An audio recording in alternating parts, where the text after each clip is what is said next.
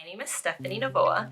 I am a workforce education coordinator for Dawson Area Economic Development. I have been in Lexington my whole life.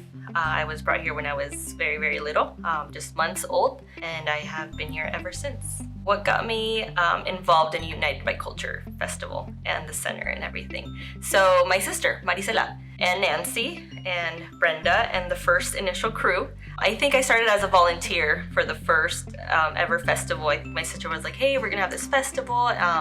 We need people to help. And I'm like, yeah, sure. And I think at that time I was like a little hesitant. I'm like, I wasn't really behind the whole planning of it, but I remember being there that day and everything that went on and behind it. And I'm like, this is really awesome. And then I started just going to the meetings ever since, and that's how it all started. So my hope for this year's festival, it's going to be a virtual festival, so I hope that we get a ton of viewers from everywhere in Nebraska, maybe nationwide, hey, who knows. And for the future, just make it bigger and better than it has in the years past, and make everyone come together as one. So it's going to be a virtual festival. Lexington is a very diverse town. I think Lexington Public Schools represents, over 40 countries and 30 languages, I believe.